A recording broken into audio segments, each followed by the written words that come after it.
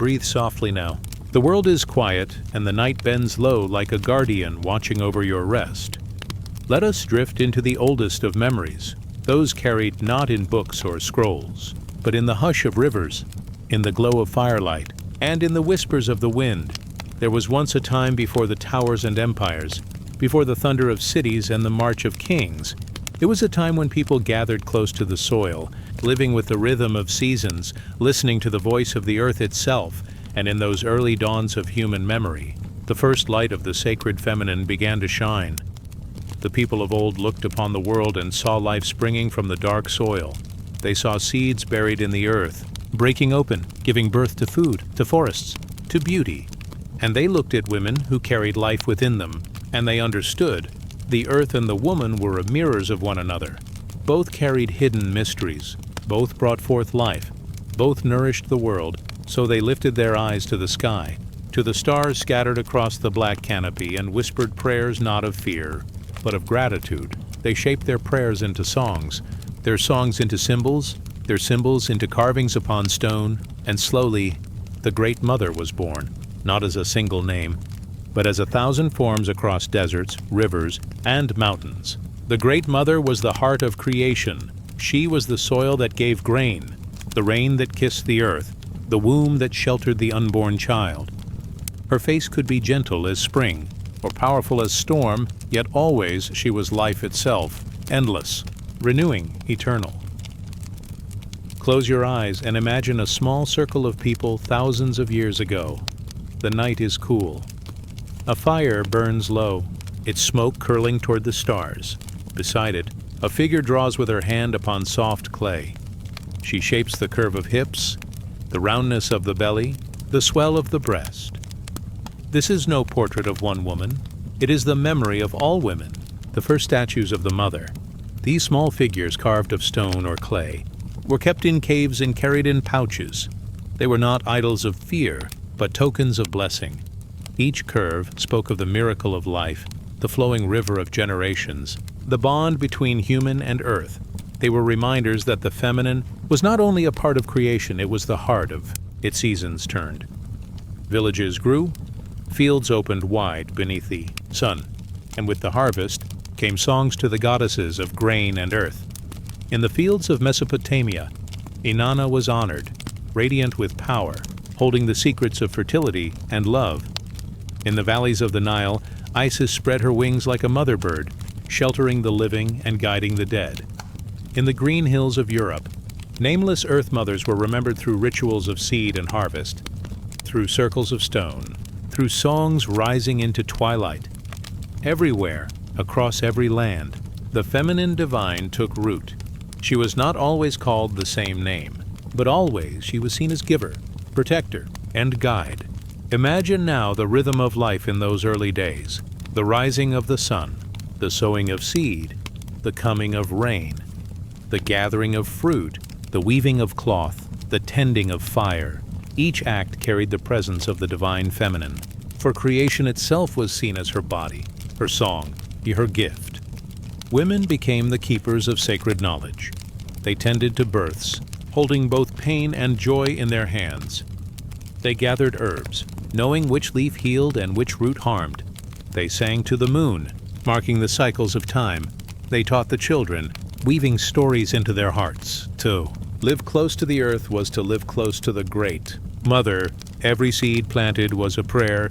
Every loaf baked was an offering. Every birth was a miracle of her touch. Soft winds pass over the ancient fields. Grain sways like golden water. The people gather at the time of harvest, their hands full of bread and fruit. They lift their gifts high, offering thanks to the invisible presence that has carried them through another cycle of seasons. In their minds, they see her, sometimes as a gentle woman with outstretched arms, sometimes as a fierce protector with the strength of storms, but always she is present, always she is near. The sacred feminine was not only in goddess form, but in the very fabric of daily life. The roundness of the clay pot, the circle of dancers around a fire, the spiral carved into stone, all echoed the womb, the cycle, the endless return. Life flowed in circles, not in lines. Birth, death, renewal. Always beginning, always returning. Now, picture the caves of ancient Europe, where torches flicker against walls painted with animals and mysterious signs. Deep inside, in silence and shadow, the mother was called upon. Her power was not written in books, but in blood and breath, in the cycles of the moon, in the mysteries of the hunt and the hearth. Far away, across deserts of sand, women carried water from deep wells. As their jars filled, so too did their songs. They sang to the Mother of Waters, who never let the well run dry. In her they saw endurance, patience, and the endless flow of life. Across mountains, rivers, and forests, the sacred feminine was not a single story, but 1,000, yet in each one, the same truth glowed softly. The feminine was creation's first face. The dawn of the sacred feminine was also the dawn of balance. The people of old did not see woman as separate from nature, or nature as separate from spirit. All was woven together, like threads in a vast, endless cloth. To walk upon the earth was to step across the body of the mother. To drink from the river was to sip her gift. To be born was to emerge from her embrace. And to die was not an end, but a return to her eternal womb. Even in silence, her presence was felt. The hush of snow, the blooming of spring flowers, the cry of a newborn, all whispered of her. The sacred feminine was not distant or unreachable. She was here, in every breath, every moment, every heartbeat. As centuries unfolded, temples began to rise. Stone was lifted toward the sky, carved with symbols of the mother. Priestesses tended the altars, offering grain, honey, and wine. Their songs echoed in chambers of marble and clay, but even as grand temples rose, the simple truth remained. The divine feminine lived in the earth beneath, the sky above, and the life between. The goddess was honored in many forms. She was maiden, bright and full of promise. She was mother, nurturing and protective. She was crone, wise and guiding through endings. 3 faces of one eternal truth, the endless cycle of life. Now let your mind drift. See the glow of dawn upon ancient fields. Hear the hush of waves against a shore where women once sang to the sea. Feel the warmth of firelight, where mothers told stories of the goddess to children drifting into sleep. The sacred feminine was not only in the distant past. Her presence flows still, like a quiet river beneath the surface of the world. In every act of kindness, in every seed that grows, in every gentle touch, her memory lives. And now, let the story settle. The night is deep and the stars return, watching from above. The Great Mother cradles the world in her endless arms. Her breath is the wind, her heartbeat the earth itself. You are safe within her embrace. Rest now. The dawn of the sacred feminine glows softly in memory, like a candle that never goes out. It guides you onward, into dreams as wide as the sky, as deep as the sea, as eternal as the earth. Let us drift onward, into the next tale, carried by the soft river of sleep. The night opens like a quiet sea. Above, the moon floats in silver silence, her light spilling softly over stone, water, and earth. The air is cool. The world is hushed. You drift as though walking through a dream, where every sound is softened, every step slowed, every breath deepened. The moon glows like a watchful lantern in the sky. Its face is pale and round, its light tender, steady, alive. And long ago, people looked to this glowing presence not as a stone in the heavens, but as a spirit, a guide, a mother of night. In temples open to the sky, priestesses of the moon moved like shadows in silver robes. Their steps were slow, like waves rising and falling, their arms stretched outward, their voices a gentle hum. The people gathered to watch, believing that each gesture mirrored the path of the moon above. The priestesses were keepers of time. They read the months not by clocks or numbers, but by the moon's changing face, from crescent to full, from full to dark. They traced her circle. Each phase was a rhythm, each rhythm was a teaching, and so the lives of many were guided by the moon, through the hands and voices of her daughters on earth. Close your eyes and imagine one of those nights. The temple is built of stone. Open to the air, torches burn low, their flames bending in the night breeze. Beyond the walls, the desert or forest sleeps in silence. Above the moon is full, a silver coin resting in the endless sky. The priestesses begin their slow dance. Bare feet touch the stone floor. Anklets of bronze chime faintly, like stars ringing across the air. Their robes shimmer with pale threads, reflecting the moonlight, flowing as though woven from mist. They raise their hands, palms outward, calling not with words, but with presence. The people sit in quiet circles, eyes lifted to both the sky and the dancers. They see no separation, moon above, priestesses below, together they form one living prayer. The moon was more than light. It was memory, it was renewal. Its cycles mirrored the rhythm of life itself. The waxing moon was a promise, new beginnings, tender as seedlings breaking the earth. The full moon was abundance, fullness, and blessing, a time of gathering and gratitude. The waning moon was release, the letting go, the slow return to silence, and the dark moon was mystery, a time of rest, when the unseen prepared the way for what would come again. The priestesses carried these truths in their songs. They taught them not in words carved into stone, but in dances, in chants, in rituals performed under starlight. Through them, the people learned that life was not a straight line, but a circle of becoming, blooming, fading, and returning. Imagine the soft sound of a drum. It is slow, steady, like the beating of a great heart. With each beat, the priestesses move. They circle the altar, their steps marking time. Their voices rise together, low and flowing, weaving through the night like silver threads. The moonlight touches the altar, a simple stone, smoothed by countless hands. Upon it rests water, flowers, and a bowl of milk, gifts to the Moon Mother. The offerings glow under the pale light, as if kissed by another world.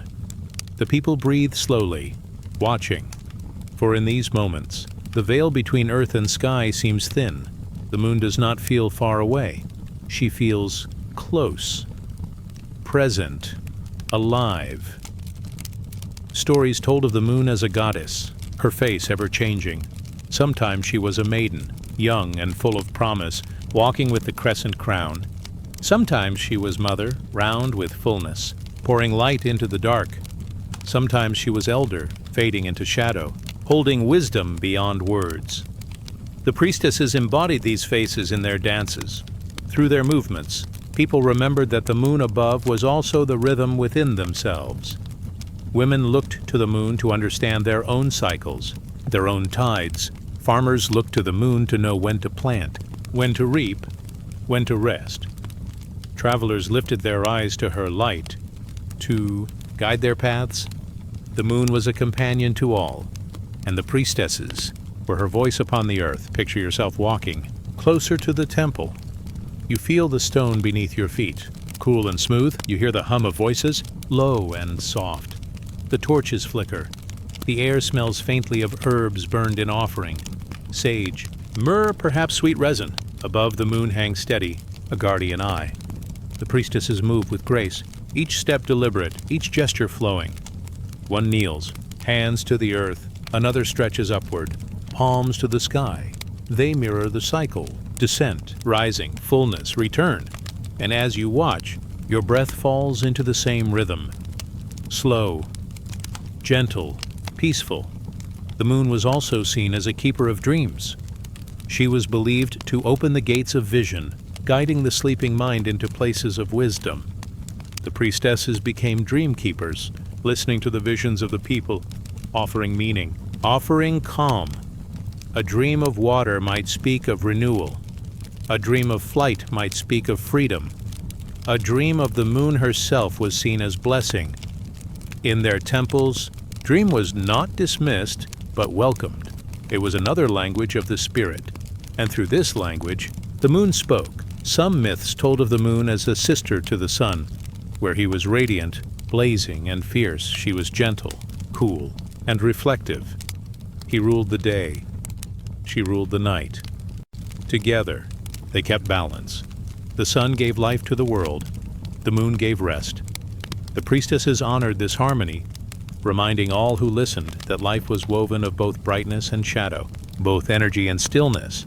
Other stories spoke of the moon as mother of tides, pulling the seas with her invisible hand. Fishermen whispered her name before setting out upon the water, knowing her pull would shape their journey. Women sang to her when the tides of their own bodies followed her phases. The priestesses, standing under her light, were living bridges between human and divine. The night deepens, the dance slows, the torches burn lower, the people bow their heads, the priestesses gather near the altar, hands folded, voices fading into silence. Only the moon remains. Her light touches every stone, every face, every leaf. It fills the world with peace. For those watching, it is enough. The ceremony is not a performance, but a prayer, a way of remembering that the moon does not shine for herself. She shines for the earth, for the seas, for the sleeping child, for the dreaming soul. In the stillness after the ritual, the temple feels wrapped in silver breath. The people rise slowly, walking back into the night. Their hearts are lighter, their minds quieter. The moon continues to glow above, unbroken, unwavering, and as they return to their homes, they carry her presence within them. Each step under her glow feels softer. Each breath feels deeper. For the moon is no longer just above. It is within. The priestesses remain by the altar, tending the last of the offerings. They pour water upon the earth, a final gift. They whisper words of gratitude, soft as wind through reeds. Then they too rest, their work done, their hearts full. Above, the moon drifts onward, silent and steady. She watches, as she always has. She guides, as she always will. And now, let the story fold itself into the quiet of your own night. Feel the glow of the moon upon your skin. Soft as silver rain, feel the rhythm of her cycles in your breath, rising, falling, returning. You are part of her circle. You are part of her calm. Rest now, as the moon watches gently. Her priestesses have danced. Her voice has been heard. The world is safe in her light. The stars draw close. The night deepens. The heart grows quiet. Let us drift onward, into the next dream, where the moon still shines. The night is quiet. The stars hang like small lanterns in the dark sky. A soft wind moves across the stones of an ancient temple, carrying the faint scent of smoke and herbs. You step closer, slowly, as if your footsteps barely touch the earth. All around is stillness, only. The distant call of an owl and the whisper of leaves remind you of life moving in the shadows. The temple ahead glows faintly in moonlight. Its walls are worn with age, carved with shapes of serpents, doves, and curling flames. The stone steps lead upward, as though asking you to ascend gently into a place where the veil between worlds feels thin. You climb, slowly, feeling the weight of time pressing into every stone. Each step is an invitation. Each breath brings you closer to something sacred. Inside, the air is warm, thick with smoke from sacred herbs burning in clay bowls. The fragrance of laurel, myrrh, and cedar rises around you, weaving together like threads of unseen fabric. The hall is dark, lit only by torches fixed to the walls, their flames flickering like restless spirits. You hear a sound now, soft, low, melodic, a woman's voice. Her tone is gentle, drawn out like a river's flow. She is chanting words that do not belong to the language of the everyday. They belong to something deeper, something older. The oracle sits at the heart of the temple. Her eyes are closed, her body still, except for the slow rhythm of her breath. She sits upon a low stone seat, carved long ago, worn smooth by generations who came before her. Around her, bowls of smoke rise upward, curling like silver threads toward the ceiling where they vanish into shadows. Her lips move softly, whispering phrases that sound almost like the sighing of wind. People once traveled far across deserts, valleys, and seas to hear such voices, kings and shepherds alike, mothers, warriors, wanderers. They came carrying questions about love, about life, about the path ahead. And here, in this still hall of stone, the oracle would breathe in smoke, sink into trance, and let the voices of the divine pass through her. Her body became a bridge. Her words became rivers, flowing from an unseen source. You feel her presence even now. Though the centuries are gone, the weight of her role lingers in the air. Every breath of incense carries memory. Every shadow on the wall seems alive with stories. Her voice rises slightly, like a soft wave, then fades again, leaving behind only the faint echo of silence. It was said that when she spoke, her words were not her own. They were the murmurs of gods, the whispers of spirits, the guidance of stars bending low enough for mortals to hear. Her body trembled lightly as she let go of herself, dissolving into something greater. Her voice sometimes sounded broken, sometimes like song, sometimes like the sigh of wind moving through reeds by the river. Those who listened felt the weight of destiny pressing close to them, even if they could not understand the words fully. Imagine the waiting. A long line of people, quiet, anxious, standing at the temple steps, each holding their hopes and fears like small offerings in their hearts. The air was filled with smoke and silence. One by one, they entered the chamber. They knelt before the oracle. They asked with trembling voices about journeys, marriages, wars, harvests, and dreams. They placed their questions into the air like seeds, and she, wrapped in trance, gave back visions, fragments, and whispers. Her words often sounded like puzzles, like riddles carved in mist. But to those who listened deeply, meaning slowly unfolded, like petals opening in the morning sun. Her gift was not only in her speech, it was in her silence. Too, she taught that silence itself was prophecy. The pause between words held as much power as the words themselves. The stillness between her breaths carried its own sacred message, that the divine does not always shout, but sometimes speaks through quiet. You drift deeper into the story now. The torches flicker, the shadows seem to bend closer.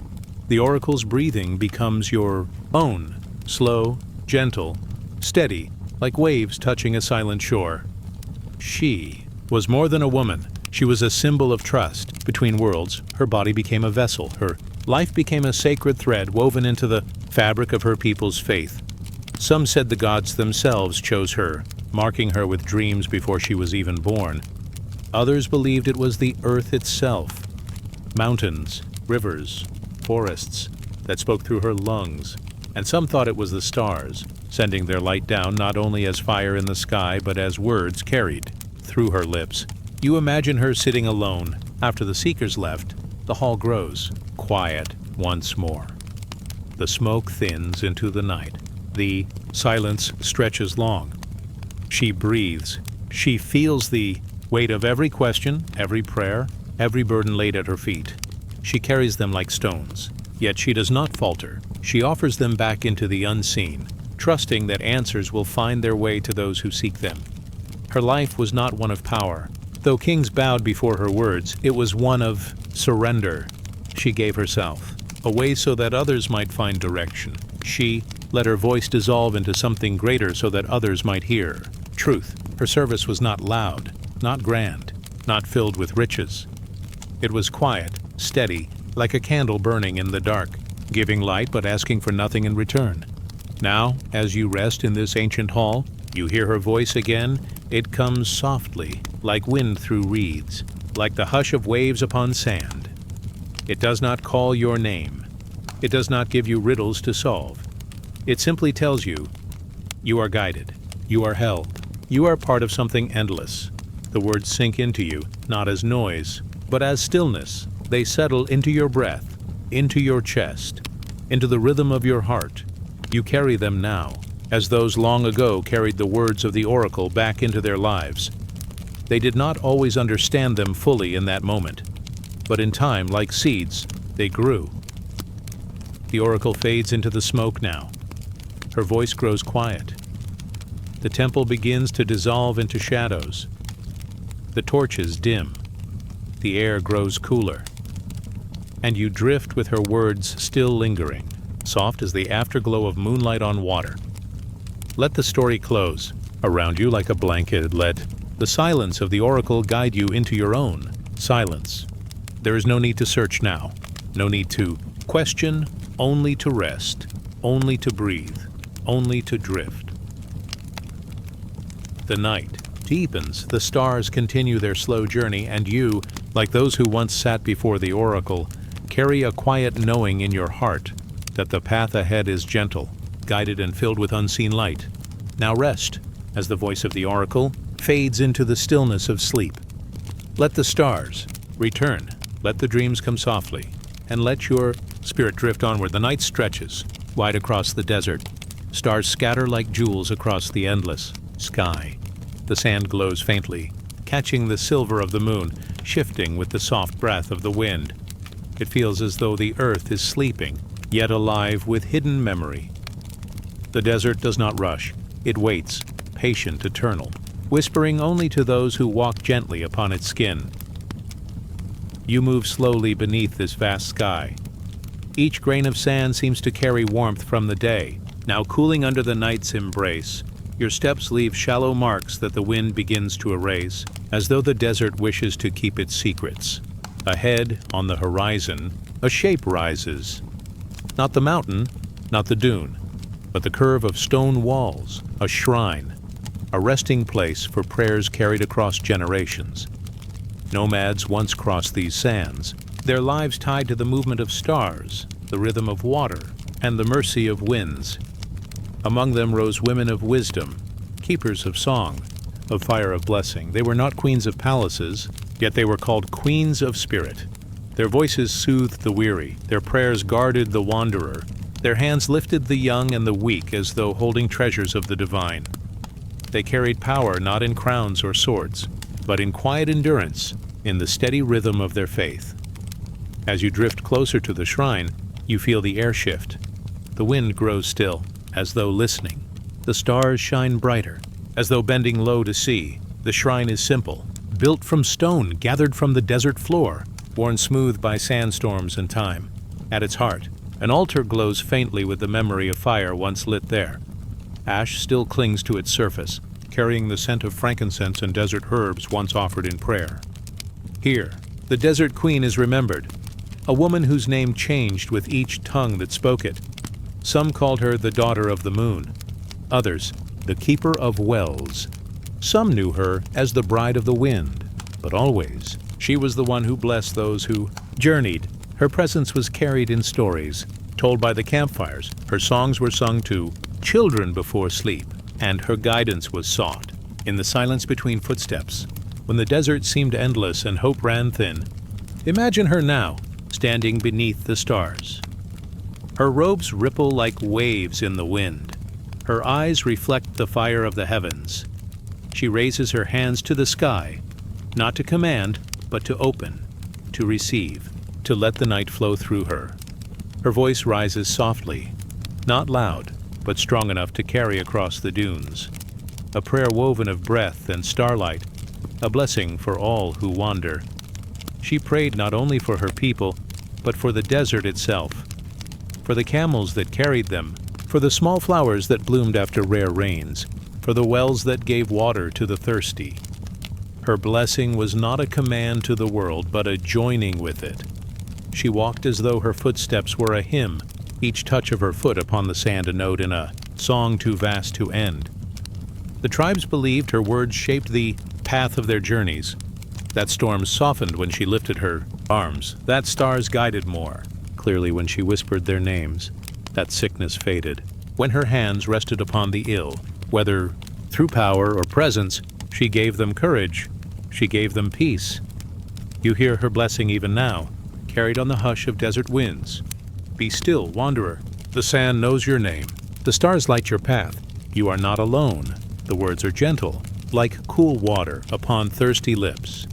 They settle in your chest. They linger like warmth in the bones. And as you breathe, you feel as though her prayer is not only for those who lived long ago, but for you as well. In the heart of the shrine, lamps once burned all through the night.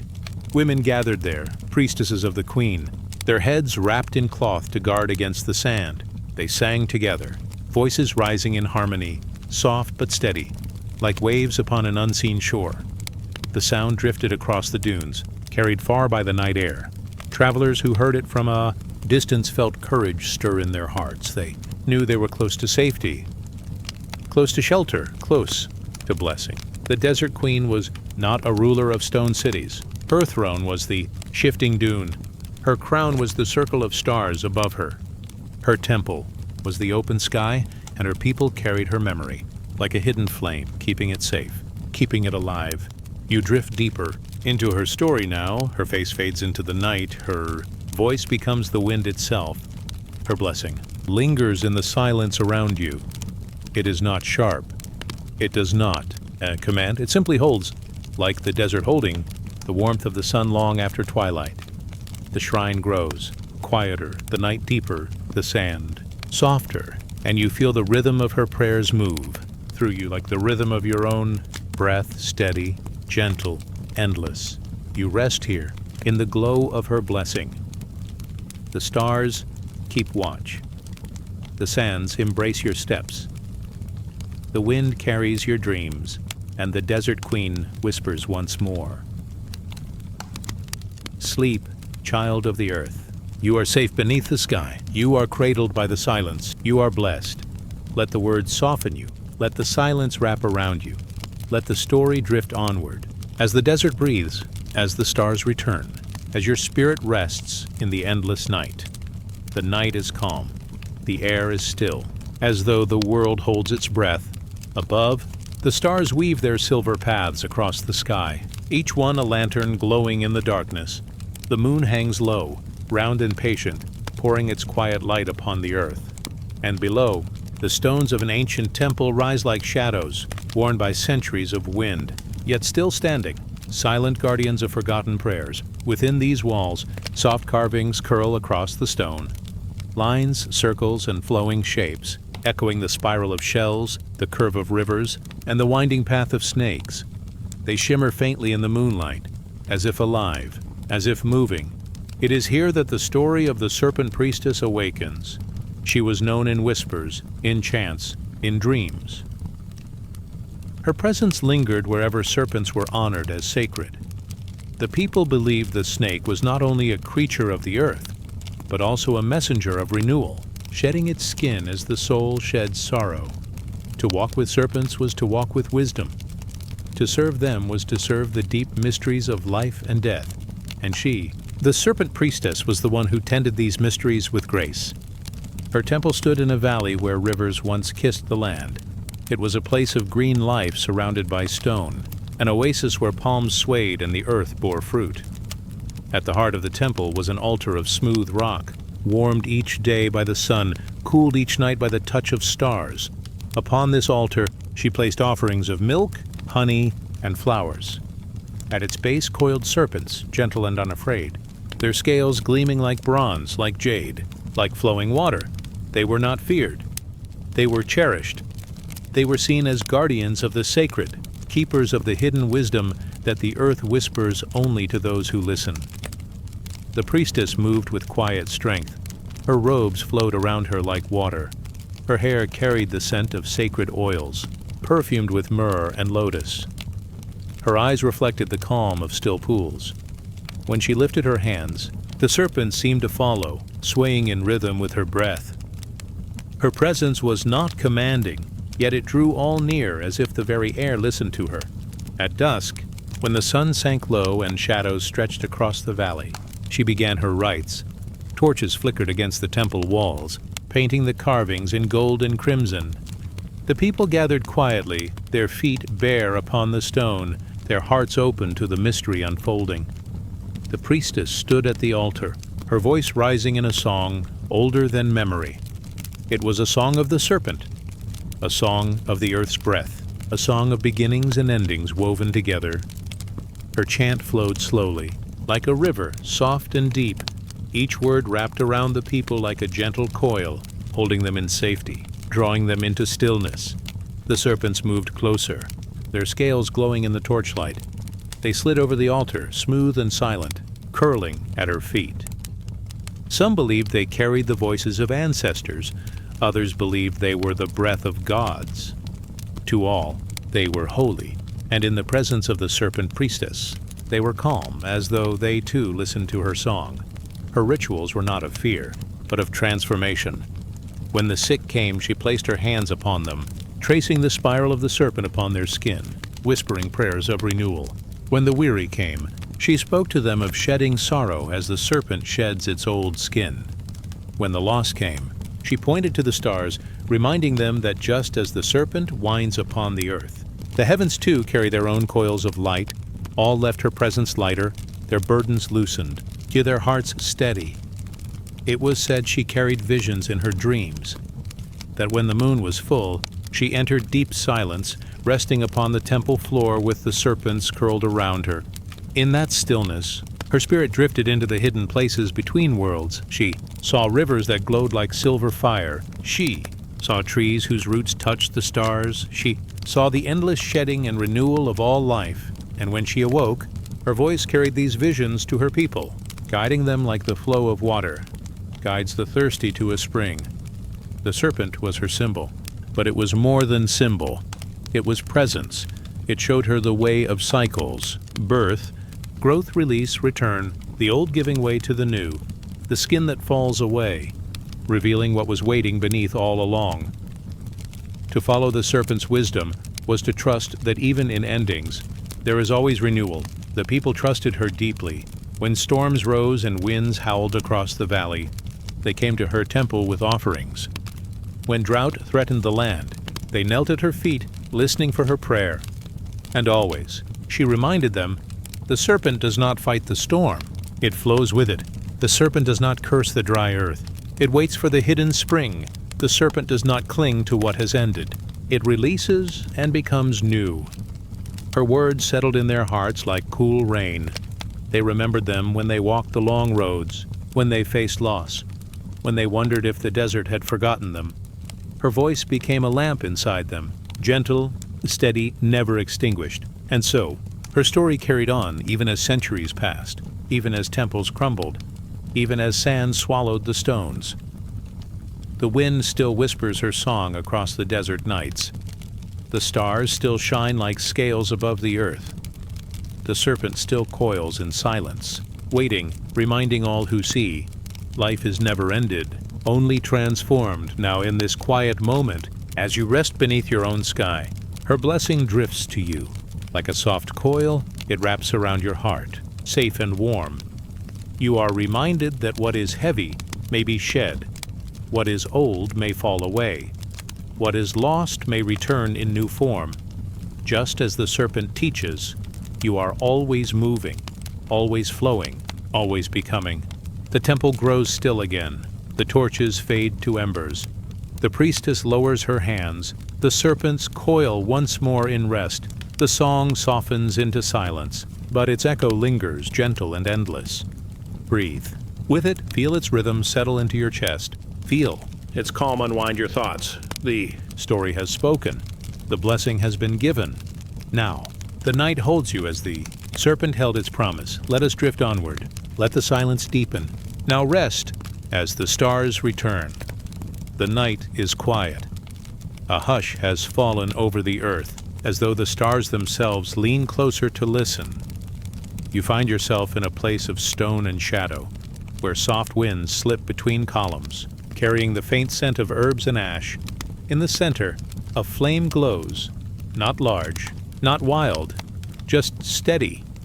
Its light dances across smooth walls, painting them with a gentle gold, while the shadows bow and rise like worshippers in prayer.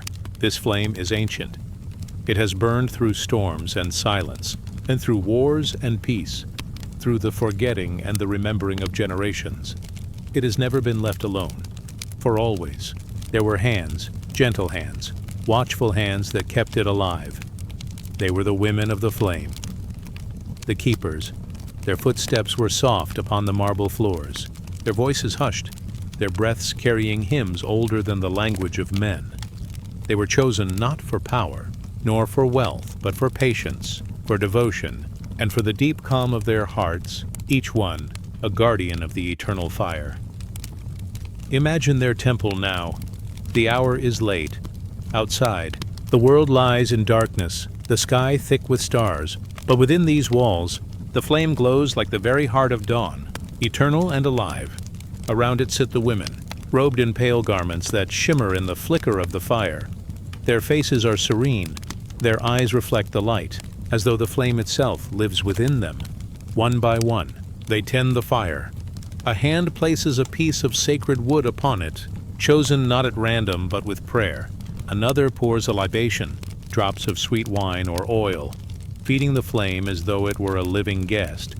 And another sings softly, a chant so old it no longer belongs to any single tongue. But to the earth itself, the flame does not leap, it does not rage. It only glows, calm, steady, endless.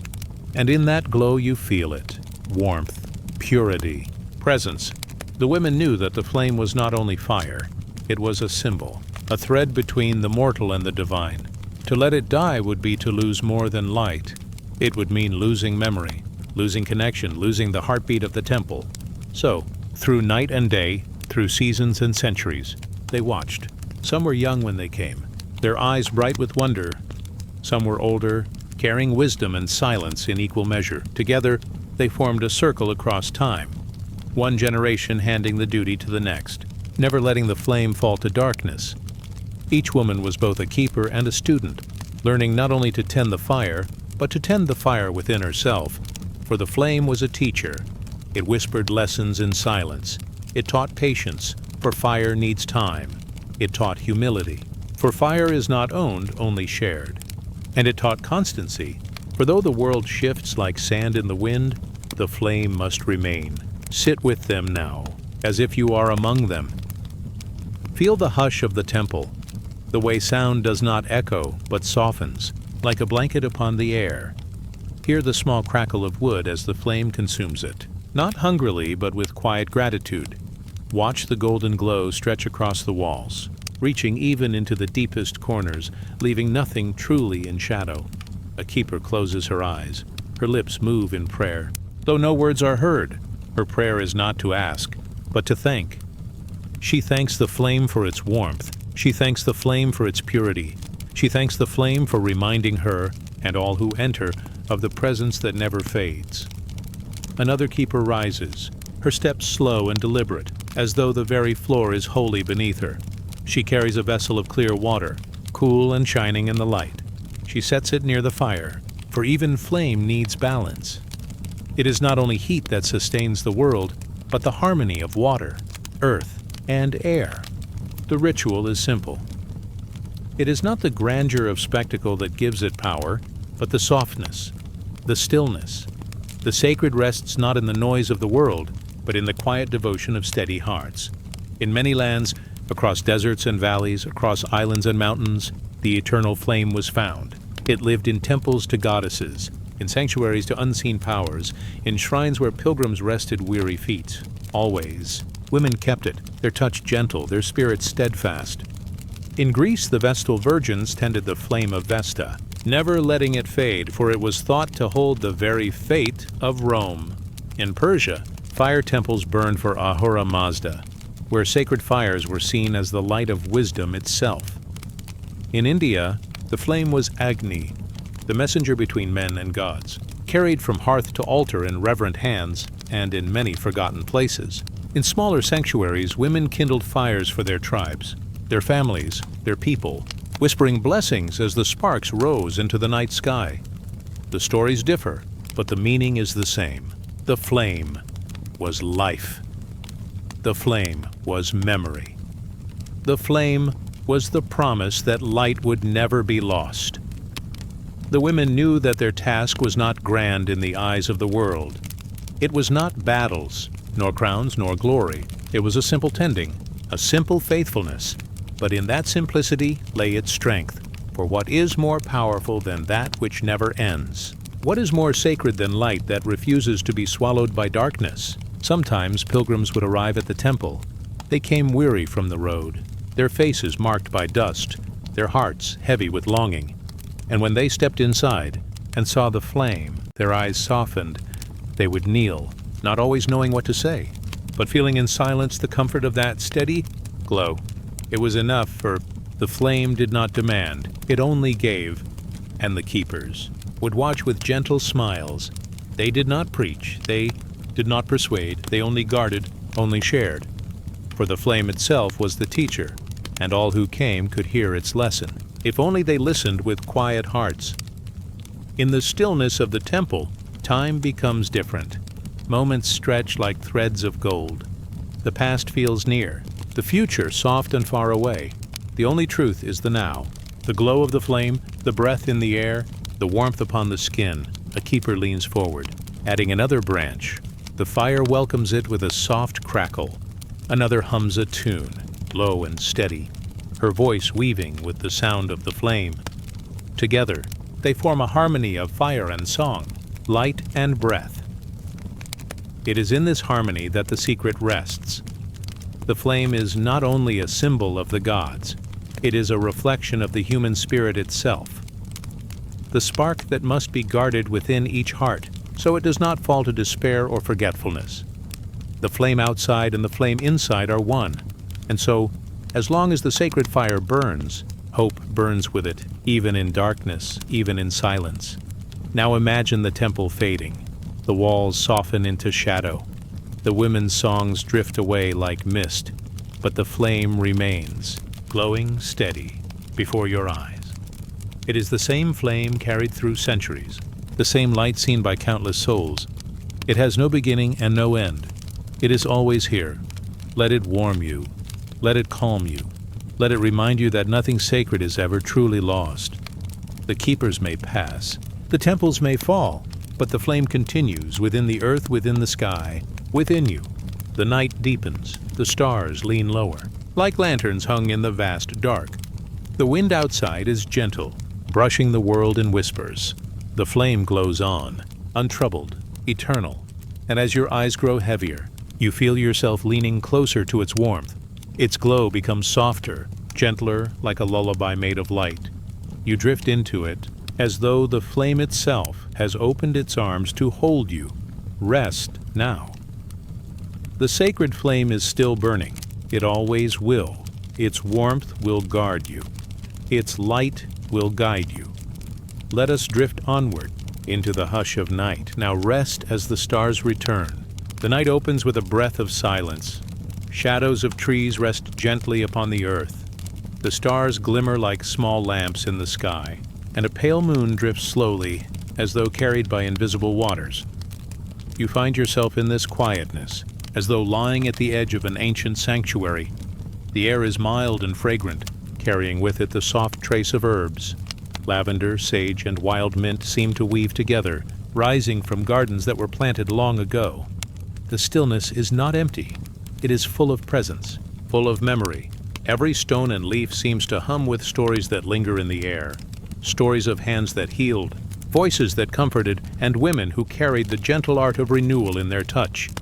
The sacred hearth, in many lands, long before temples were raised in stone, there were small circles of healing, simple huts by riversides, quiet caves warmed with fire, sacred groves where the wind itself was a kind of song. Here, the healer women worked. They were known by many names. Some called them priestesses, others midwives, others simply mothers of wisdom. They lived close to the earth, listening to its rhythms. They watched the turning of the seasons. They knew when seeds should be sown, when roots were ready to be lifted, when flowers carried their richest oils. Their hands were not only for gathering, they were hands of blessing, hands that pressed upon fevered brows with cool cloths, hands that stirred bowls of fragrant water, whispering words like prayers, hands that rubbed the aching joints of travelers who had walked too far, and hands that cradled children, guiding them from the doorway of birth into the wide and waiting world. To touch with such intention was seen as a sacred act. It was said that in every healer's hand, a spark of the divine rested, a warmth that did not belong to flesh alone, but to spirit, the warmth of something eternal. The whisper of herbs, imagine, a quiet hut, its walls lined with bundles of drying plants. The air is heavy with their perfume, sweet, sharp, earthy. Some leaves are crumbled into powders, some steeped into dark brews, some bound together to make smoke that drifts slowly upward. Every herb was more than a plant. It was a messenger. Chamomile, soft and golden, spoke of peace and rest. Rosemary, with its sharp pine scent, carried memory and protection. Yarrow, with its white blossoms, was said to close wounds both of body and of spirit.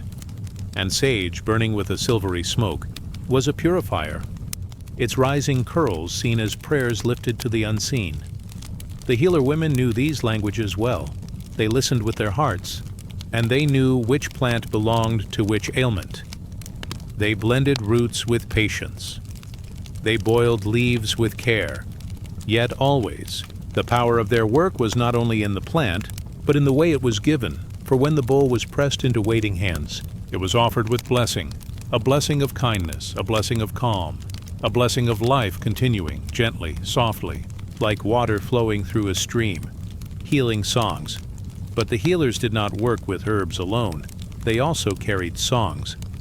Soft chants that were not loud, not commanding, but tender as lullabies. In the stillness of night, one could hear them hum by the bedsides of the weary. The rhythm of their voices matched the rhythm of breath. Slow, even, like the rocking of waves, their songs were said to reach the spirit before they reached the ear, to remind the one who listened that they were not alone. Some chants spoke of rivers carrying pain away, others of light returning to the body.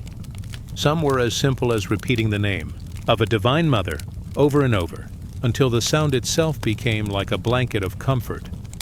Music was a bridge. It carried the heart across the dark waters of fear. It gave courage to the sick. It gave peace to the dying. And to the newborn, it gave welcome into the world. The mother's touch. It was often said that the healing women carried the spirit of the Great Mother, the Mother of Earth, who nourishes, the Mother of Water, who cleanses, the Mother of Sky, who watches. Through them, people felt the presence of this gentle divinity. Imagine lying beneath their hands. Their palms rest lightly upon your skin, not heavy, not forceful, but steady, like the weight of a warm stone heated by the sun. Beneath that touch, the body remembers its own balance. The spirit remembers its own harmony. The heartbeat slows. The breath becomes deeper, and a sense of safety rises, as though cradled in unseen arms. This was their gift, not only to treat pain, but to awaken the memory of wholeness already within, to remind each soul that it carried its own light, and that light could never be extinguished. Circles of care. These women did not heal alone. They worked in circles. Around the fire, they shared their knowledge. One would chant while another mixed herbs. One would place hands upon the sick while another prepared warm cloths. Healing was never a solitary act, but a weaving of many strands together. When one in the village was weak, the whole village gathered in spirit to tend, to listen, to sit quietly, as presence itself became medicine. Even silence was part of the cure, for silence allowed the soul to breathe. Through such circles, people learned that health was not only of the body, it was also of community. To belong was to be well. To feel cared for was to be restored. Firelight stories. When the work of the day was done, when herbs were hung to dry and bowls were emptied, the healers often gathered children by the fire. There, they told gentle stories, stories of rivers that flowed from the heavens, stories of birds who carried the prayers of the people to the gods, stories of stars that were once tears of compassion, but now shining above as guides. These stories were more than entertainment. They were medicine too. They planted seeds of courage in young hearts. They gave shape to mysteries that might otherwise bring fear. They taught that the world was filled with unseen friends, always near, always watching with care. Echoes across lands, though their names changed from land to land.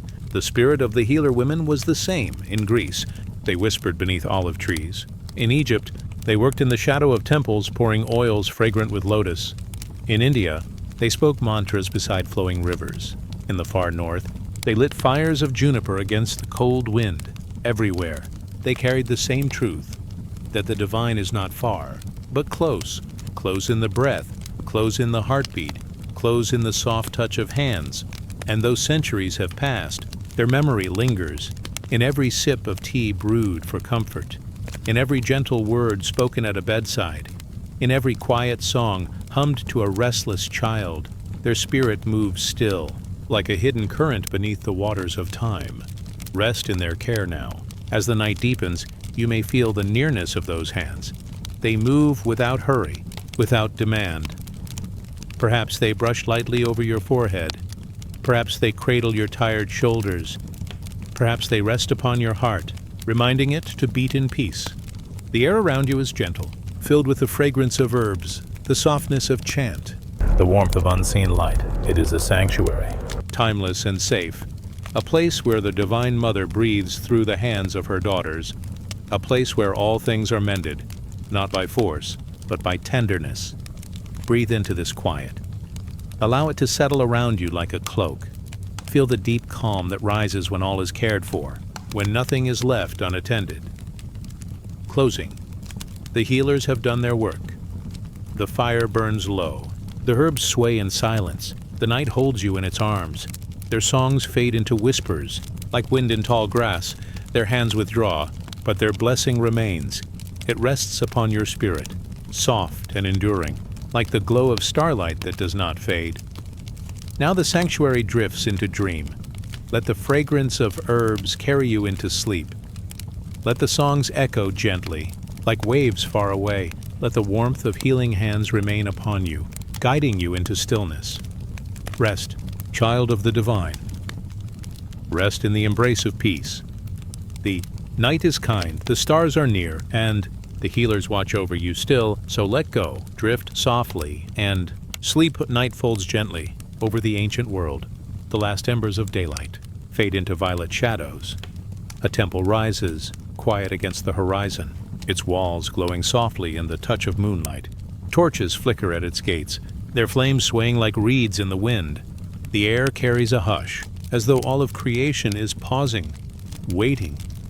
Within these sacred walls, there is not only silence, there is music.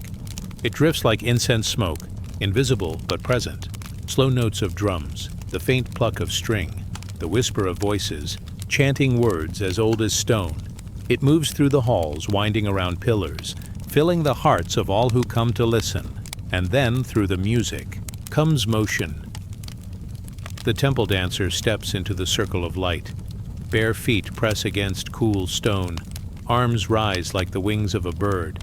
Every movement is careful, patient, steady. Her body is not only moving, it is praying. The living offering in many ancient temples. Prayer was not spoken only with words, it was sung, it was painted, it was carved into stone, and sometimes it was danced. The temple dancer was seen as a bridge between the human and the divine. Her body became the vessel of offering. Every gesture carried meaning. A raised hand could speak of the rising sun. A lowered palm could honor the earth below. A turn of the wrist could echo the flow of rivers. A tilt of the head could mirror the arc of the moon. To watch her was to watch. Devotion given shape, not hurried, not restless, but slow, like the turning of the seasons, gentle like the passing of clouds, sacred like the hush of dawn. Her dance was never for display. It was for surrender. Each step placed upon the stone was an act of reverence. Each breath drawn was a thread in the fabric of prayer. Her body moved, but it was the divine who moved through her. Music as incense around her. The music grew. Drums pulsed like a heartbeat. Flutes sighed like wind through branches.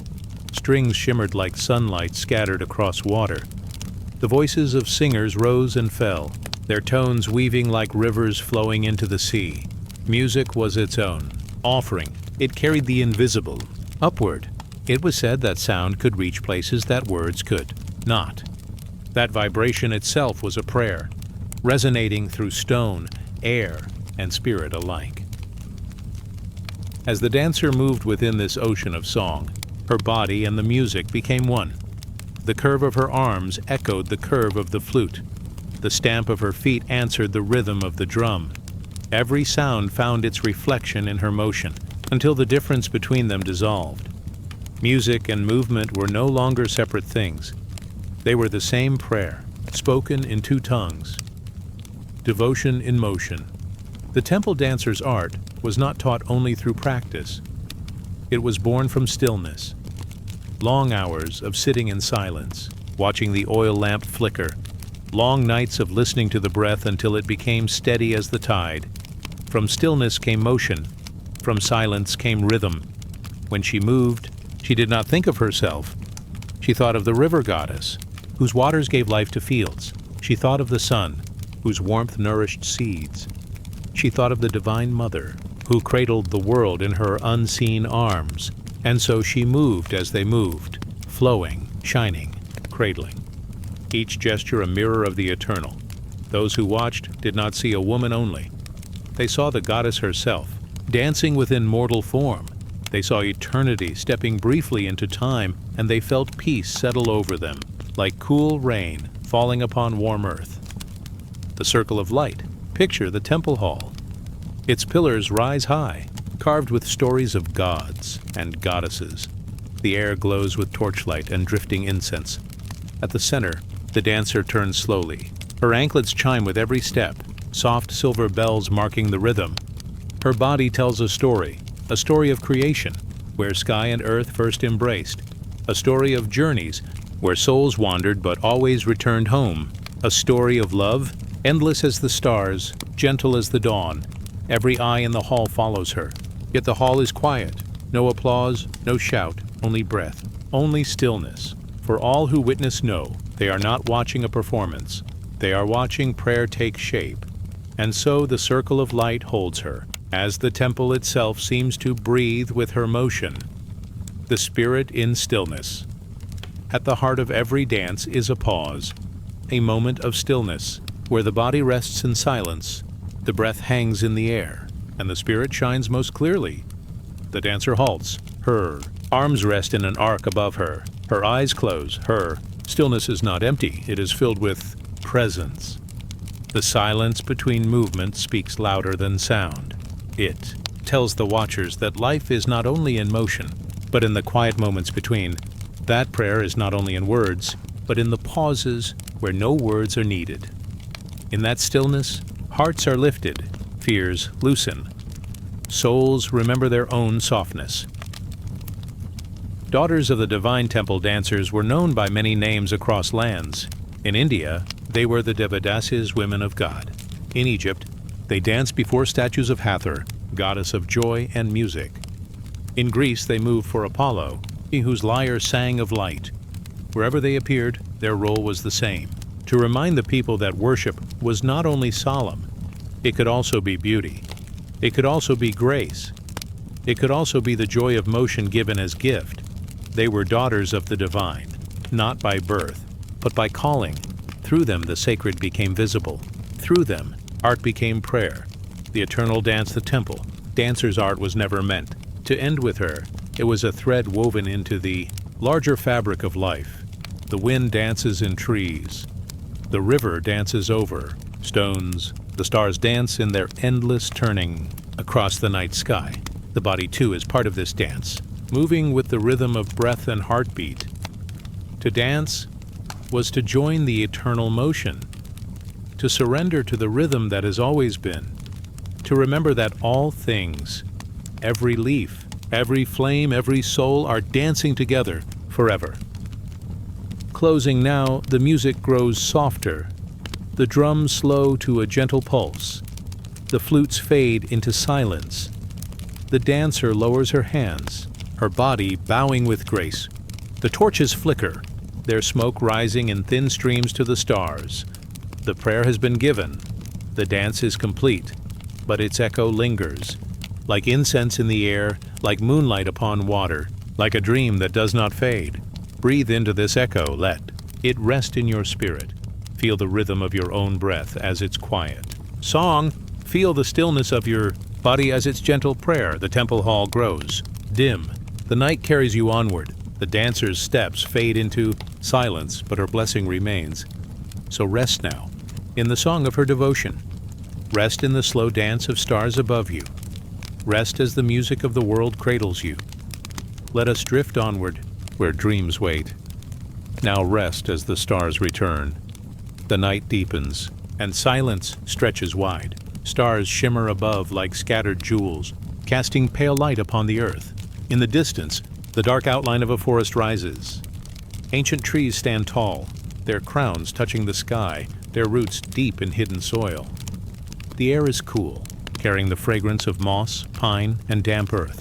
It is into this sacred forest that the spirit now wanders.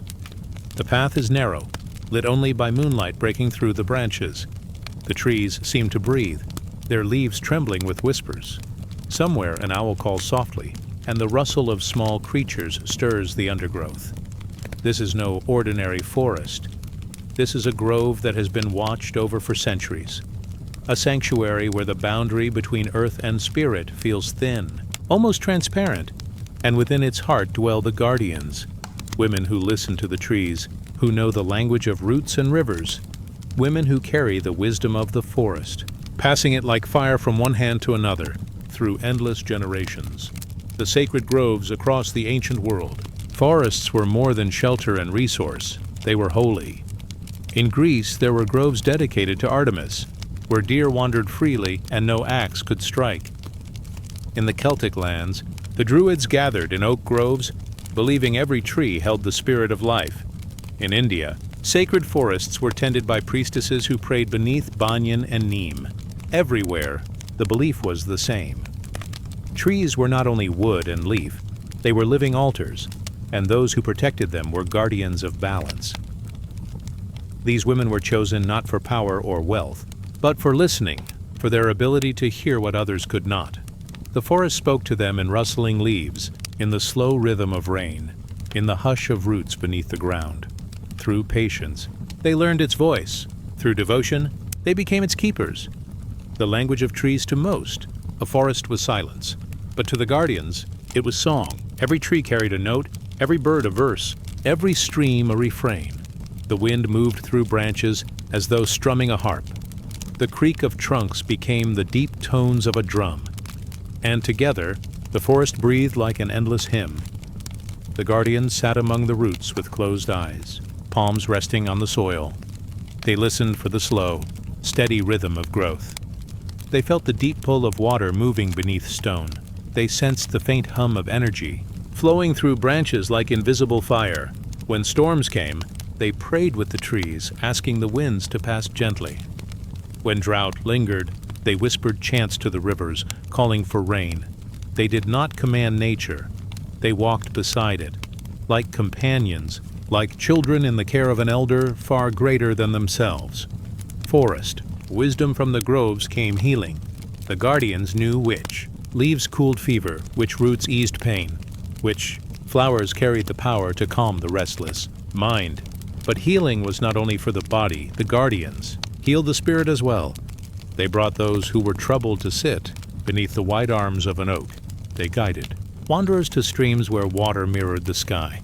They taught that to touch bark was to touch memory, for trees carried stories older than any voice could recall. To walk among the trees was to walk among ancestors. To drink from the forest spring was to taste the gift of the earth itself. This was their wisdom, that humans and forest were bound, like siblings, like breath to body.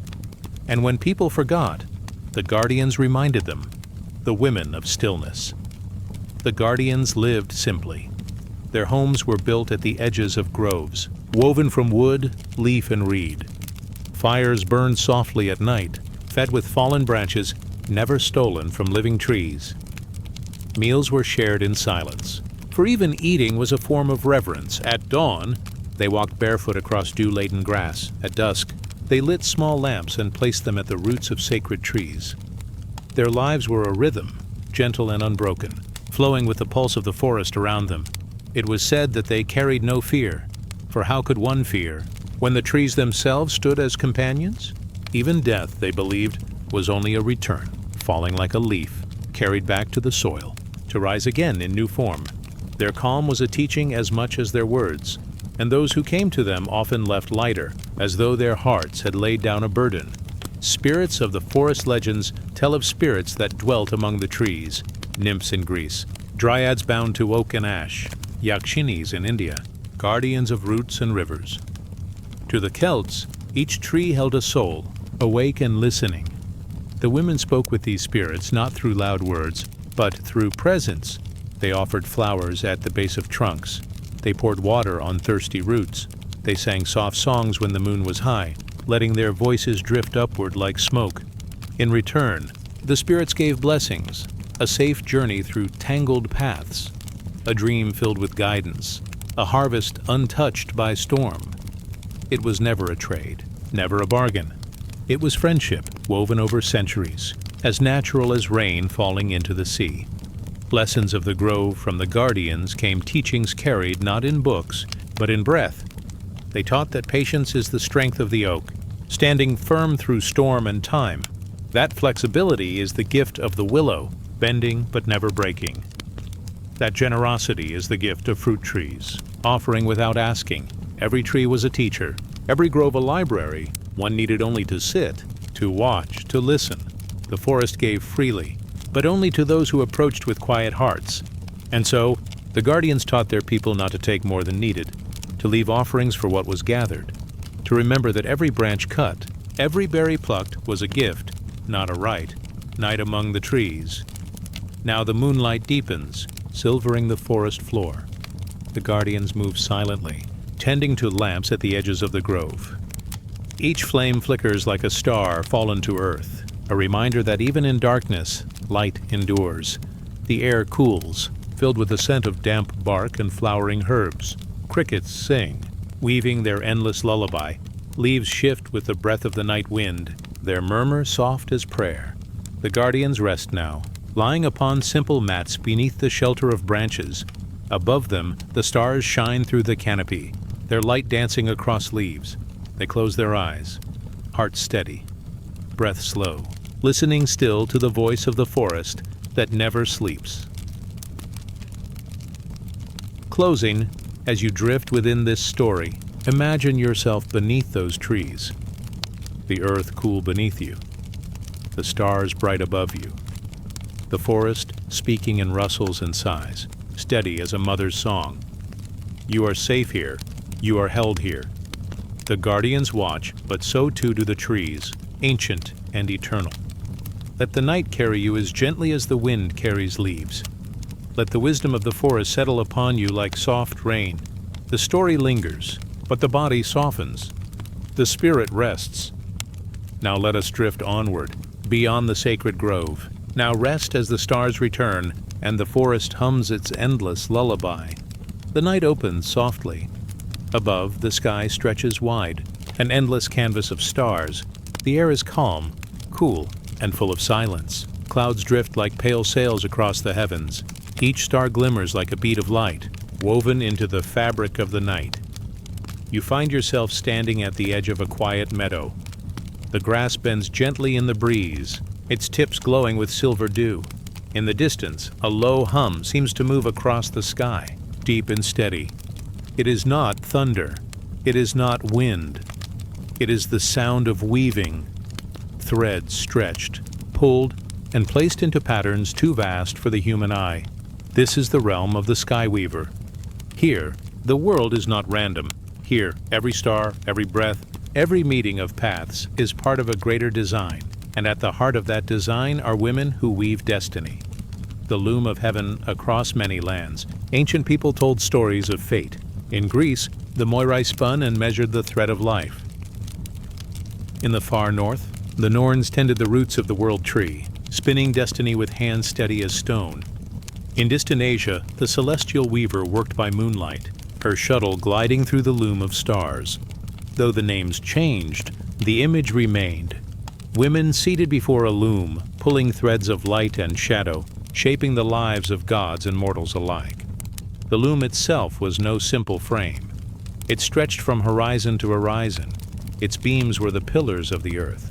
Its threads were rivers of light, flowing like strands of silk through the air. Each spark of life was a thread, fine and shining.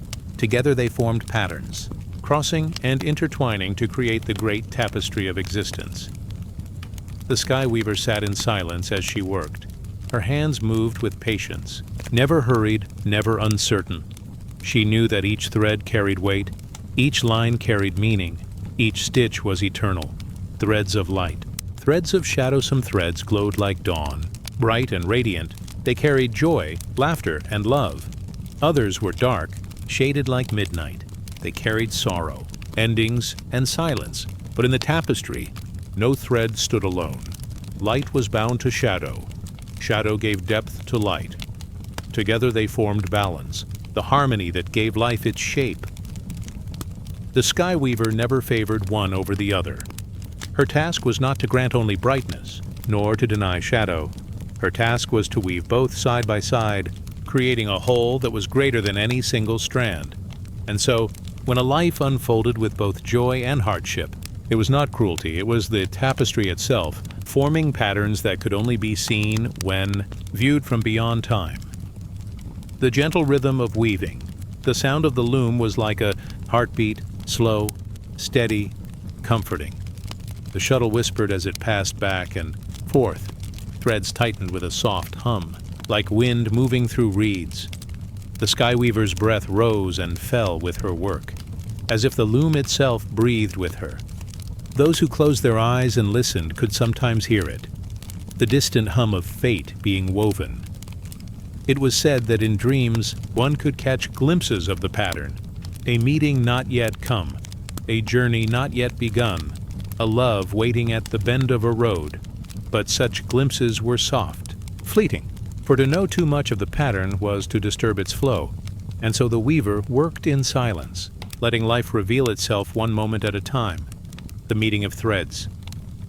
Every life was a thread, but no thread remained untouched. They crossed, bound, and intertwined. One thread brushed another, changing its direction. A meeting, a friendship, a love, a kindness offered, a word spoken, a hand extended, and the sky weaver placed these crossings with care. She knew that even the lightest meeting could ripple through the whole tapestry. A chance glance on a crowded road, a song heard by wandering ears, a smile shared in passing.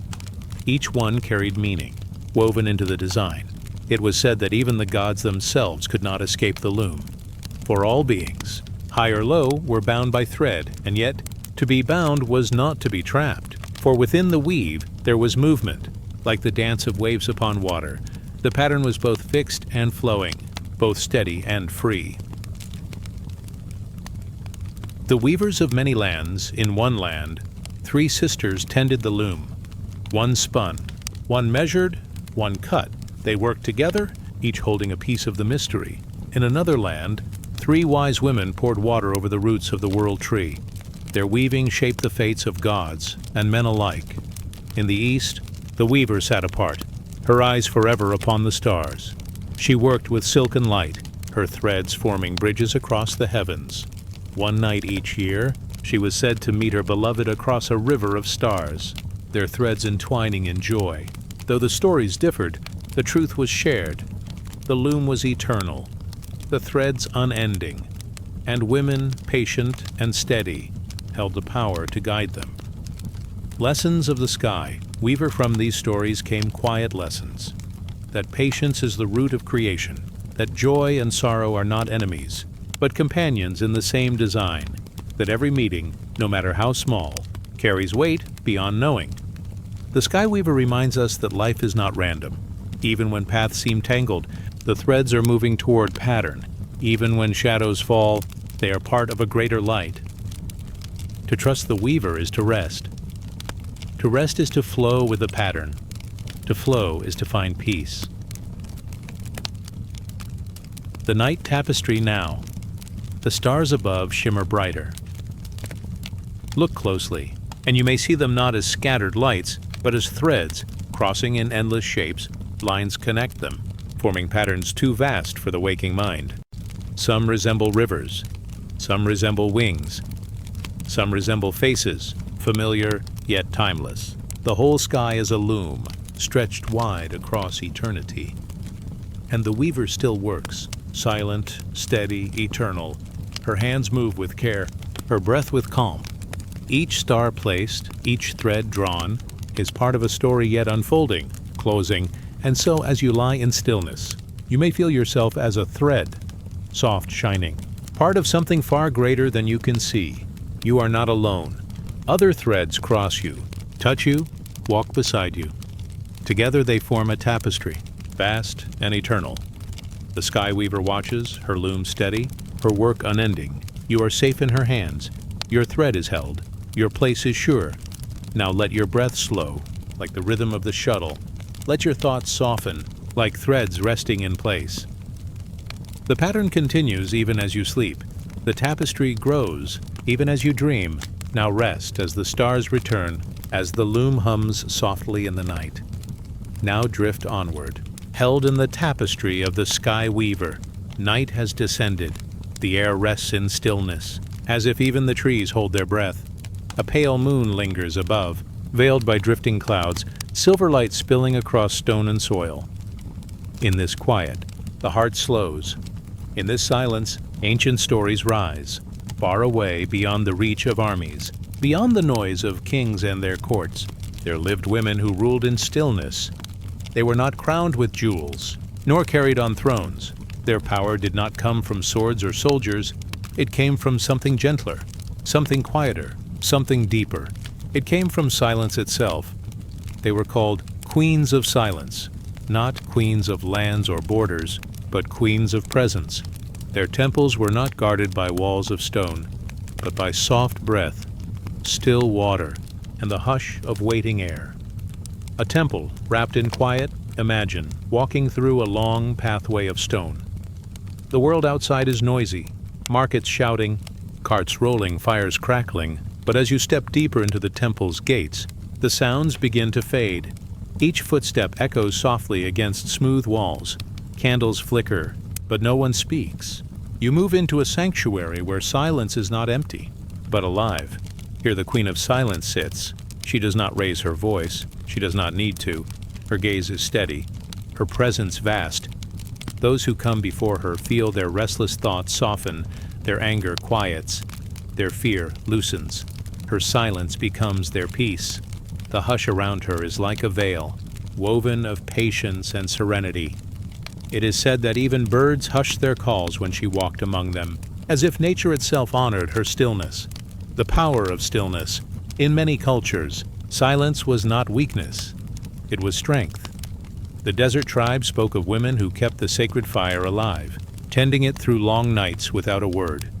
Their silence guarded the flame, making it steady and eternal. In the forests, priestesses sat among trees, listening for voices in the wind. They returned with wisdom, but never with noise. Their power was in restraint, in hearing what others missed. And in mountain caves, women meditated in shadow, their silence turning into radiance. When they emerged, their eyes carried the depth of the stars. They did not command armies, yet leaders came to them, bowing low, seeking guidance. The Queen of Silence was not one woman. She was many. She appeared wherever patience was needed, wherever stillness became the greater force. Silence as a crown. What is a crown but a symbol? For the Queen of Silence, her crown was the hush around her.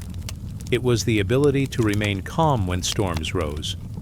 It was the power to hold peace when the world crumbled. Her throne was not carved wood or stone, but the steady ground beneath her. Her scepter was not gold, but the weight of her calm hands folded in her lap. Followers gathered not to be ruled by fear, but to be soothed by serenity. They sat with her in circles, breathing slowly, hearts attuning to her quiet rhythm. Some described the experience as being wrapped in invisible arms. Others said her silence was a mirror, showing them themselves, showing them truths they had hidden beneath noise. The shadowed Hall 1 story tells of a queen whose temple stood deep in the desert. The hall was lit only by oil lamps, their flames trembling in bowls of bronze. There were no chants, no drums, no songs, only stillness. Travelers came from distant lands, expecting ceremony. Instead, they were given silence. They sat, restless at first. Their thoughts shouted in their minds, demanding answers, but the longer they stayed, the more their inner noise began to dissolve. By the third night, they no longer sought words. They only sat, breathing softly, eyes lowered, at peace. It was then they understood. Her silence was not empty. It was full of healing, full of unseen guidance, full of strength beyond. Strength that silences power armies can be defeated. Walls can be broken, but silence cannot be touched. The Queen of Silence knew this. When kings demanded her loyalty, she did not argue, she only looked upon them with steady calm. Her stillness unnerved them more than defiance, for silence cannot be chained. It cannot be bribed, nor broken, nor burned. In that way, her silence was a shield. It protected her people more deeply than swords ever could. It gave them refuge, teaching them that peace was stronger than rage, that patience could outlast cruelty, and that a quiet heart could endure storms no army could survive. The teachings of silence, the followers of the Queen learned slowly. They learned that to sit in silence is not to do nothing. It is to listen. It is to hear the whispers of the body, the breath, the earth. They learned that silence can soothe grief, carrying sorrow gently until it softens. They learned that silence can hold love, deeper than words could express. They learned that silence can mend quarrels, healing wounds without argument. And above all, they learned that silence is sacred. It is a temple within every heart, a place where the spirit rests, safe and eternal. The eternal presence, even now, though her temples have crumbled, her presence is not gone. Wherever someone sits in quiet meditation, the Queen of Silence is near. Wherever someone holds back words of anger, choosing calm instead, she breathes with them. Wherever someone closes their eyes and rests in stillness, her crown glimmers unseen. She is not lost to time. She is carried in silence itself. She is with you now, as your breath slows, as your body rests, as your thoughts grow soft. Closing, the Queen of Silence does not speak. She does not need to. Her gift is felt, not heard. Her temple lives within every quiet breath. Her crown shines in every moment of calm. Now let the hush wrap around you. Like a gentle cloak, let silence be your companion. Steady and soft, your thoughts loosen, your body sinks, your spirit rests. The Queen of Silence watches with calm eyes, her throne eternal, her crown unseen. You are safe in her quiet. You are steady in her stillness. Now rest as the stars return. As the night deepens, now drift onward into silence, into peace. The night is long and gentle. A silver hush rests across the earth. Stars glimmer like small candles in the distance, each one steady, each one breathing its own quiet fire. But already, in the farthest edge of the horizon, there is a whisper of gold. The darkness, so complete and still, begins to soften. It loosens its grasp. It gives way. A pale thread of light begins to stretch. It is the first touch of dawn, the breath of the sun. God stirs the sleeping world, and so begins the story of those who loved him, those who welcomed his warmth into their lives, into their hearts, into their kingdoms. In the world's oldest myths, the sun was never just a burning star. It was a presence, a giver, a protector, a god whose face was too bright for mortal eyes, and yet whose touch was the reason flowers opened, rivers glittered, and wheat swayed in the fields. For some, he was Ra, the falcon-headed lord sailing in his golden bark across the Egyptian sky. For others, he was Helios, riding a blazing chariot over the hills of Greece. And in many lands, he had no single name, for the sun was beyond names. He was simply light. He was life. And within these stories, there were women, queens, priestesses, goddesses, who were called lovers of the sun. Not in a way of possession, but in a way of union. They carried his warmth in their bodies. They became the bridge between his eternal fire and the tender earth below. The first tale drifts to the sands of Egypt. The air is dry, and the Nile glows under dawn's veil. Lotus flowers rise with the day, and on the banks of the river stands Hathor, the radiant goddess of love. Her hair is dark as midnight, but above her head rests a crown, the disk of the sun, encircled by horns of a sacred cow. She is motherly, and she is fierce. She drinks from the golden light of Ra, and she pours it back into the people. To the Egyptians, Hathor was more than a goddess. She was music. She was joy. She was the gentle laughter that breaks sorrow, the hand that heals. As the beloved of the sun, she carried his brilliance with kindness, not with force. Her temples were filled with mirrors to catch the daylight, so that even in the darkest rooms, one could glimpse the smile of the morning. For those who prayed to her, the rising of the sun was not only the coming of light, it was the embrace of Hathor herself, the eternal lover of the sun's radiance, blessing the land with abundance. Far to the west, another story unfolds. The sea lies calm, whispering against rocky shores. The mountains of Greece glow faintly in the early hour, and there, upon the cliffs, stands Rhodos, the nymph who gave her name to the island of Rhodes. Helios, the sun god, saw her beauty not in her face, but in her spirit. When the world was divided among gods, Rhodes, the island, was left unclaimed, so Helios claimed it for her, his beloved, and their union brought endless brightness to that land. It was said that no storm could linger long upon Rhodes, for Helios always shone upon his chosen island. The sea sparkled, the olive trees gleamed, and the people built altars of marble to honor the love that bound sun and earth together. Every dawn, as Helios drove his chariot over the sky, he first gazed upon Rhodes, bathing her in light, as though greeting a cherished bride. To this day, the island is remembered as the place most blessed by sunlight, a gift of love that has never faded. And then, in the lush valleys of the Inca, another story takes form. The Andes stand tall, their peaks crowned with snow, their slopes bathed in golden morning. Here, the sun was Inti, the father of life, the guardian of the empire. His bride was Mama Quila, the gentle moon, silver companion of his blazing fire. But Inti's warmth also filled the hearts of mortal women. Queens and priestesses were called his chosen, the sun virgins devoted to his light. They lived in calm temples, weaving fine garments from gold and cotton, offering prayers at sunrise and sunset. They were not bound by chains, but by reverence.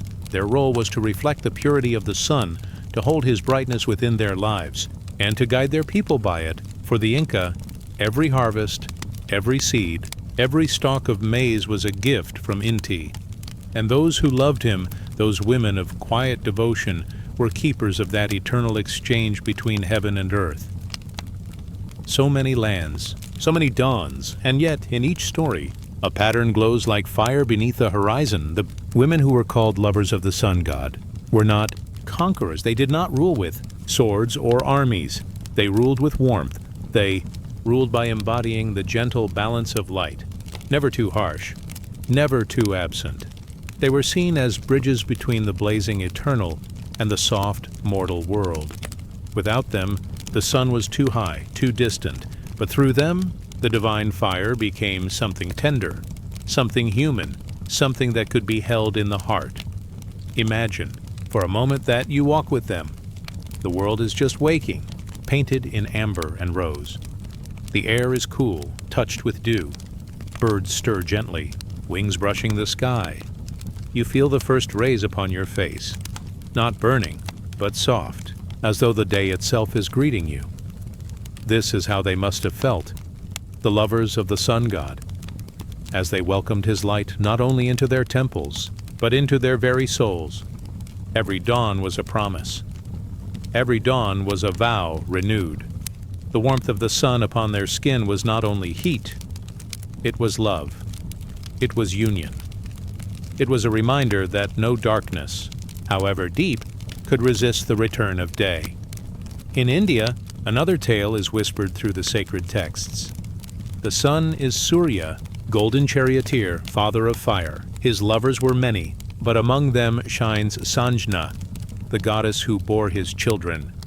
Yet, even Sanjna, radiant though she was, could not always withstand the blinding force of his light. She longed for shade, for gentle balance. And so even here, the myth reminds us that love of the sun is not only about passion, it is also about harmony. The embrace of fire must be tempered with shadow, or else it overwhelms. From their union came Yama, the god of death, and Yami, goddess of life's flow. Their children embodied both the ending and the continuation, showing that from the sun's blaze comes not only beginnings, but endings as well, yet all wrapped in the same eternal cycle.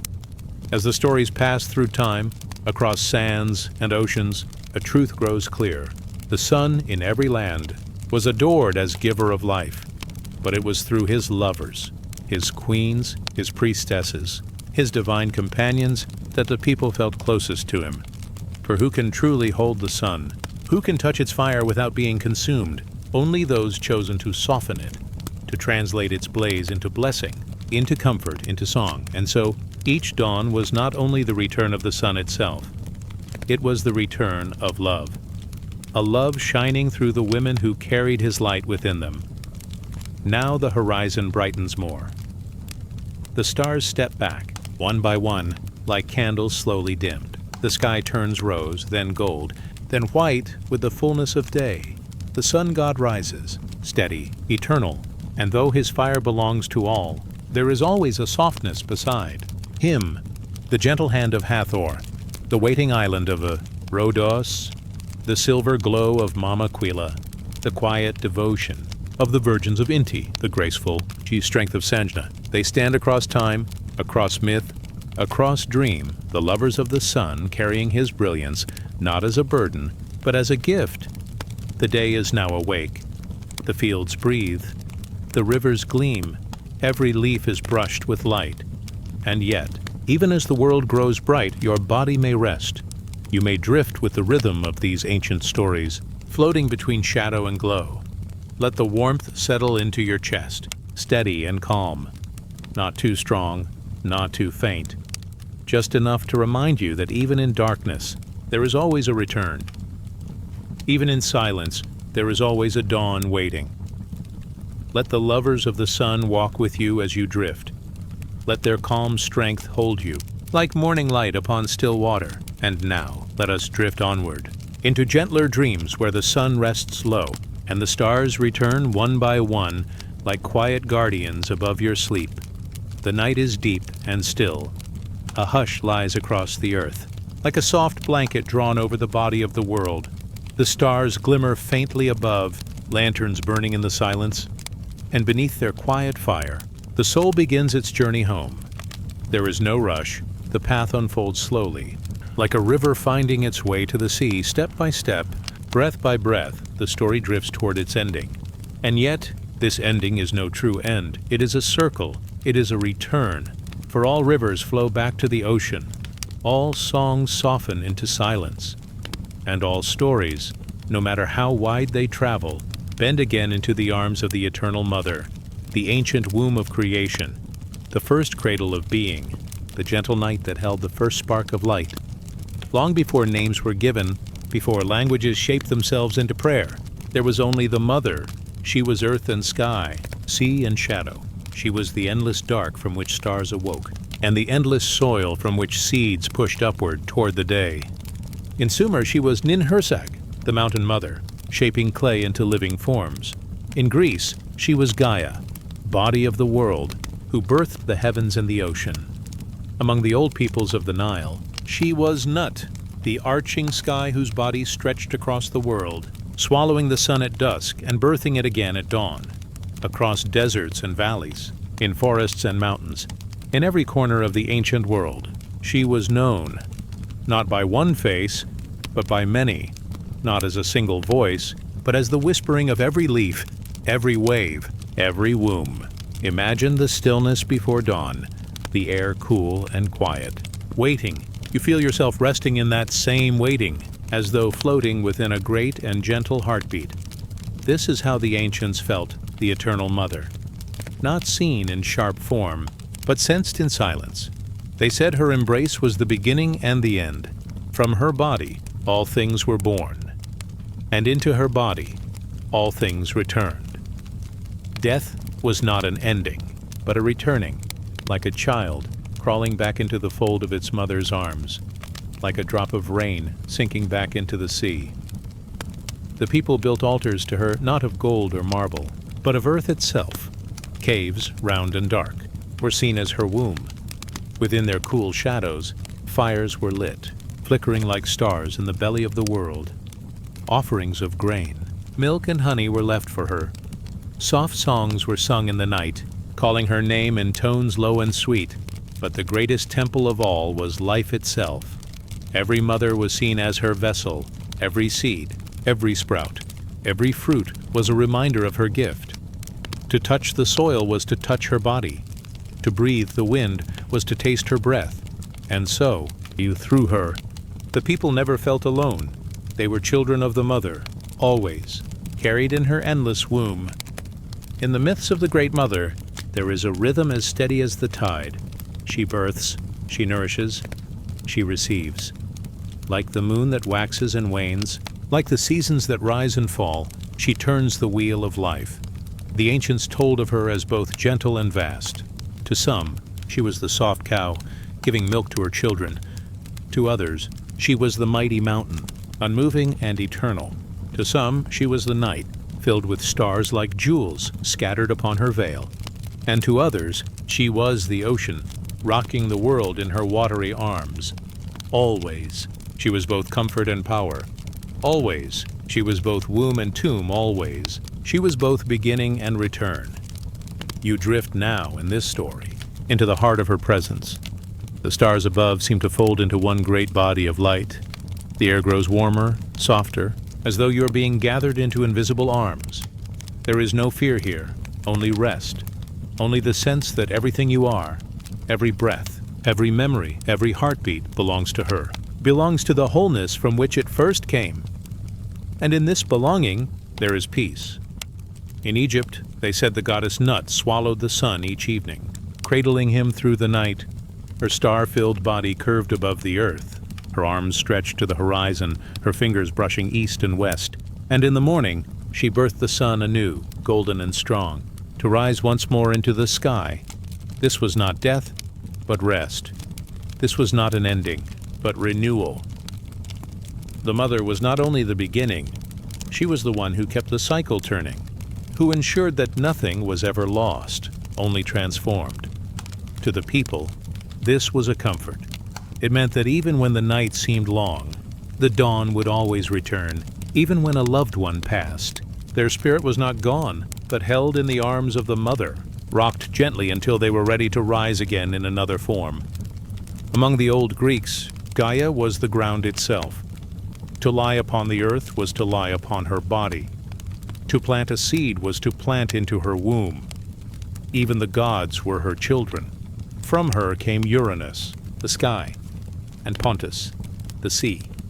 From her, the mountains rose, each one her bones and her breath. In her, the people saw eternity, not eternity as something distant, but eternity beneath their very feet.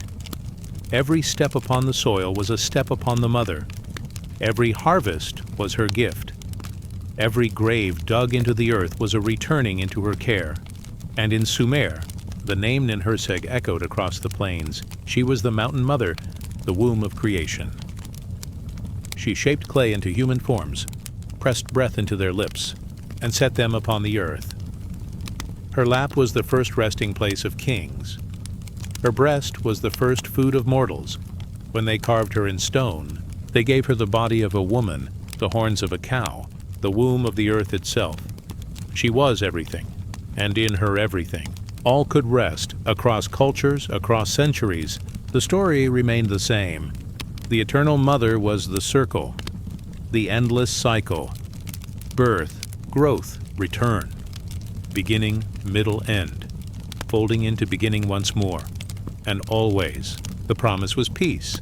For to be gathered back to her was not to be lost, but to be found again. Not to vanish, but to belong. As you drift deeper into this story, imagine her presence around you. It is vast as the sky, yet close as a heartbeat. It is strong as the mountain, yet soft as a lullaby. It is dark as the cave, yet filled with the shimmer of hidden stars. You are safe here. You are whole here. Every part of you rests in her arms. Every breath you take is her breath returning. Every dream you enter is her dream cradling you. This is the embrace that never ends. The ancients told these stories, not only for themselves, but for their children and their children's children. They wanted them to know that they were never alone, that even when the world felt wide, even when loss felt sharp, the Mother was always near. Her arms were the rivers, her voice was the wind, her heartbeat was the drum of the ocean upon the shore, her gaze was the moon watching over, sleeping fields. To remember her was to feel safe. To return to her was to feel at home. Now the story circles to its close. The long journey through temples and myths, through gods and goddesses, through symbols and signs, has reached its resting place. And the resting place is not an ending. It is the mother. It is the circle. It is the return. The stars above soften. The air around grows still. It is as if you are floating within a cradle, vast as the universe itself, a cradle woven of silence, of darkness, of warmth. Here there is nothing more to seek. Here there is nothing more to do. The journey is complete. The circle is whole. The story rests, and so let yourself drift in her arms. Let yourself breathe with her rhythm. Let yourself sleep within her silence for the eternal. Mother holds all things, every sun, every star, every seed, every soul. She holds you too. Now rest as the stars return. Now drift as the mother rocks you in her endless embrace. Now sleep in the cradle of eternity, and let the dream carry you onward. Back to the beginning, back to the ending, back to the mother, forever and always.